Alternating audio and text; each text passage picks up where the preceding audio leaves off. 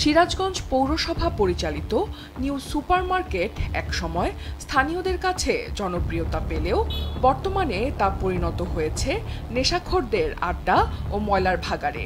ব্যবহারের অনুপযোগী টয়লেট, চারিদিকে দুর্গন্ধ আর দোকানের সামনেই বহিরাগতদের প্রকাশ্যে প্রস্রাব, সব মিলিয়ে ক্রেতা কমছে, ক্ষতিগ্রস্ত হচ্ছেন ব্যবসায়ীরা। জার্মানির একটি সংস্থার অর্থায়নে সিরাজগঞ্জ শহরের বাসস্ট্যান্ড সংলগ্ন এলাকায় গড়ে তোলা হয় আধুনিক অবকাঠামোতে নির্মিত সিরাজগঞ্জ পৌর নিউ সুপারমার্কেট। 3 তলা বিশিষ্ট এই মার্কেটটির দোকানগুলো 99 বছরের জন্য লিজে বরাদ্দ দেয়া হয়। প্রথম ও দ্বিতীয় তলায় প্রায় 200টির মতো দোকান এবং তৃতীয় তলায় রয়েছে একাধিক অফিসের পাশাপাশি শহরের অন্যতম অভিজাত কমিউনিটি সেন্টার। পুরো মার্কেটের তত্ত্বাবধানে রয়েছে সিরাজগঞ্জ পৌরসভা। তবে এত সব সম্ভাবনার পরও পৌরসভার অব্যবস্থাপনার কারণে মার্কেটটির দ্বিতীয় তলা এখন রূপ নিয়েছে এক অঘোষিত ময়লার ভাগাড়ে। ধুলো, ময়লা, আবর্জনার স্তূপ আর দুর্গন্ধে সেখানে হাঁটাচলা করাও দুষ্কর। দূর থেকে দেখে কেউ বুঝতেই পারবে না এটি একটি বাণিজ্যিক মার্কেটের অংশ। উন্নয়নের ছোঁয়া পাওয়া এই আধুনিক মার্কেটটির এমন করুণ চিত্র স্থানীয় ব্যবসায়ী ও সাধারণ জনগণের মধ্যেও হতাশা তৈরি করেছে।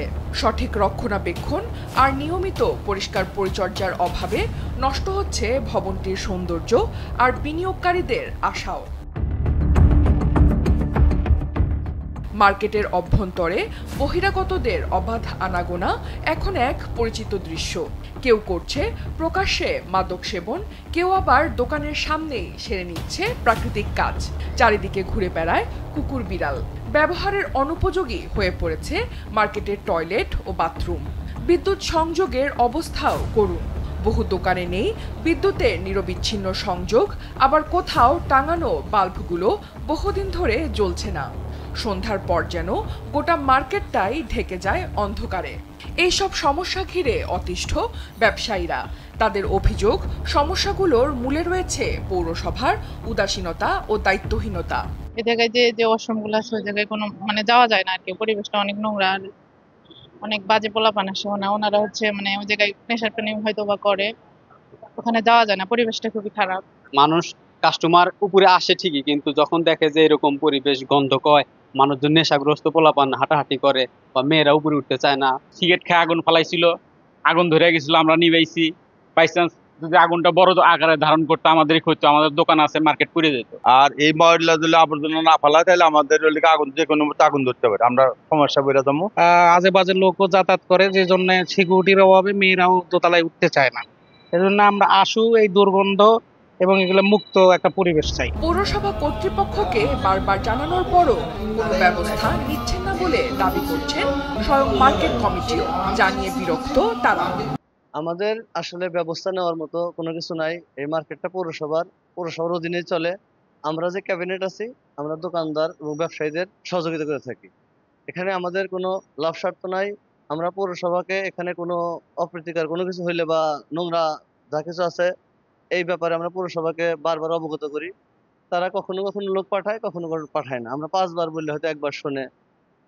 এই অবস্থার মধ্যে মার্কেট চলতেছে। তবে বিষয়টি নিয়ে ভিন্ন মত পোষণ করেছেন সিরাজগঞ্জ পৌরসভার নির্বাহী প্রকৌশলী। মাদক সেবন কিংবা অন্যান্য গুরুত্বপূর্ণ অভিযোগগুলোর বিষয়ে প্রশ্ন করা হলে তিনি বিষয়গুলো এড়িয়ে যাওয়ার চেষ্টা করেন।